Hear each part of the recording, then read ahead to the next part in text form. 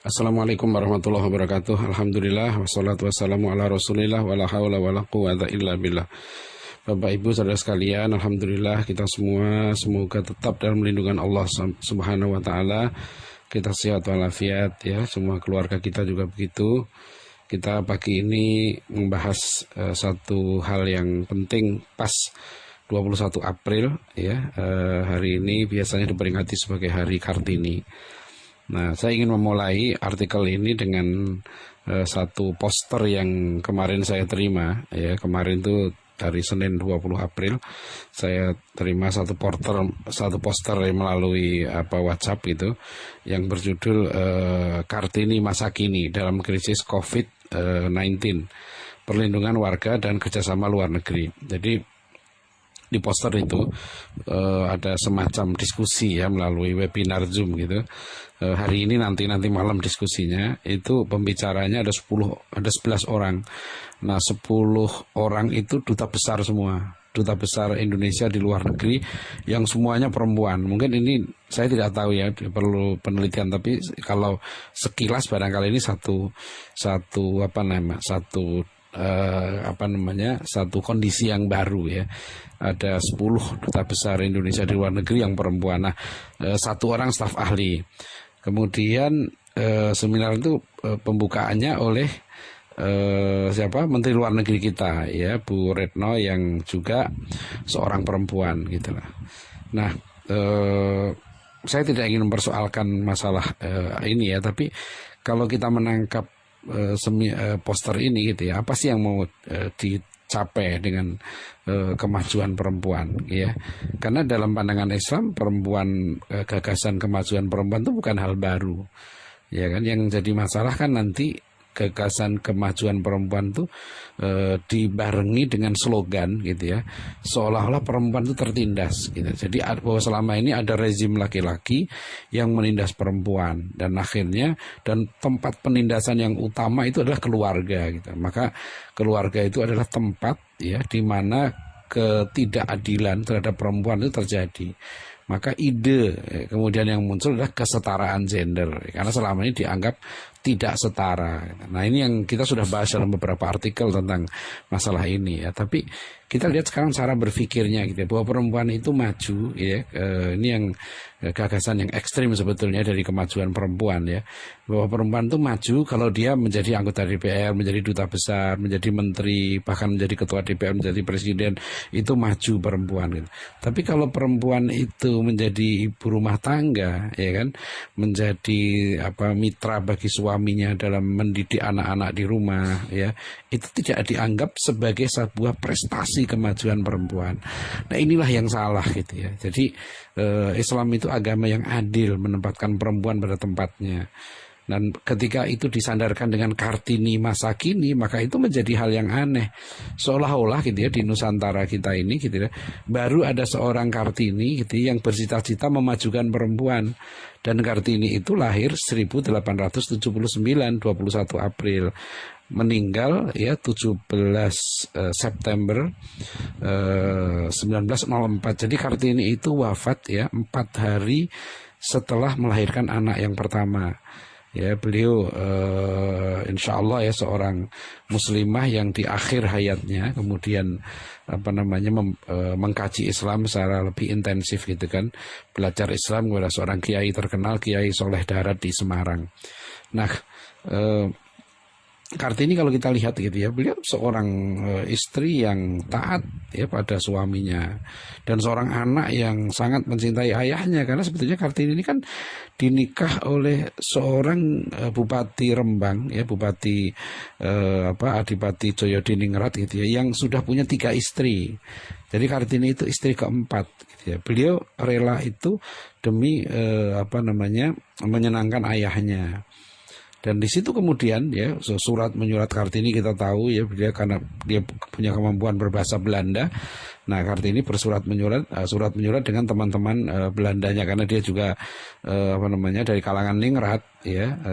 Dia inginlah perempuan di Jawa itu mengalami kemajuan. Nah, ini jangan dianggap bahwa kemudian tradisi itu yang tidak membolehkan perempuan meraih pendidikan tinggi itu dari Islam. Tidak seperti itu ya. Ini yang nanti ya, gagasan kemajuan perempuan ini perlu kita apresiasi, tapi tanpa ya menafikan ya peran penting perempuan dan peran utama perempuan sebagai ibu rumah tangga itu. Ini sebetulnya gagasannya di situ sederhana. Kita bukan anti gitu ya, anti kemajuan, tapi letakkan pada tempatnya. Sebab nanti kasihan perempuan itu sendiri kalau dipaksakan. Ya seolah-olah akhirnya perempuan harus bersaing dengan laki-laki ya, berebut tempat-tempat di ruang publik, dan perempuan baru dianggap maju kalau menempati ruang-ruang publik, jabatan-jabatan publik yang selama ini katanya diduduki laki-laki. Apalagi kalau kemudian gagasan kesetaraan gender yang ekstrim ya, mereka baru dikatakan maju kalau perempuan itu ya 50% ya minimal itu sudah setara dengan laki-laki dalam perannya di ruang publik. Jadi peran dalam rumah tangga sama sekali tidak dihitung sebagai sebagai kemajuan ya, prestasi seorang perempuan.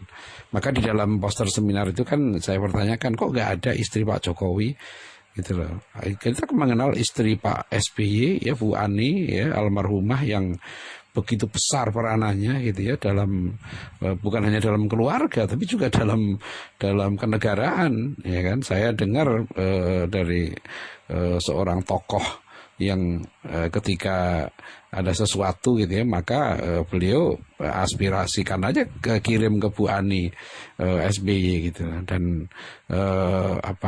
itu bisa berubah keputusan politiknya. Ya, Allah alam, ini kan saya dengar cerita dari seorang tokoh terkenal ya, yang beliau punya punya kontaknya Bu Ani dan mengenal beliau, tahu. Dan saya juga tahu banyak tokoh, bahkan di artikel ini saya sebut peran istri ya, seorang istri Pak Natsir, Muhammad Natsir, tokoh internasional pendiri Dewan Dakwah, yang saya dengar dari teman-teman di Dewan Dakwah.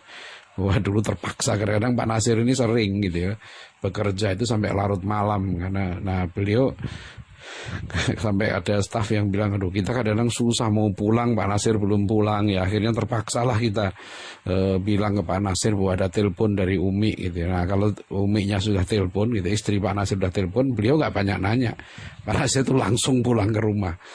Karena memang kalau kita lihat perjuangan Pak Nasir merintis sekolah pendidikan Islam di Bandung ya tahun 30-an, ya itu betul-betul dengan istrinya, sampai dia cerita bagaimana mencari dana untuk sekolahnya itu, Pak Nasir harus menggadaikan ya perhiasan istrinya itu. Jadi kita lihat, kenal juga di era modern ini kan, tahun 57 ya, saya mencatat tahun 57 itu ada peristiwa besar dan itu dahsyat ya, yaitu apa? Seorang perempuan Minang namanya Rahma El Yunusiah ya, itu diundang ke Al-Azhar Kairo dan beliau dianugerahi gelar sebagai syaikhah gitu ya.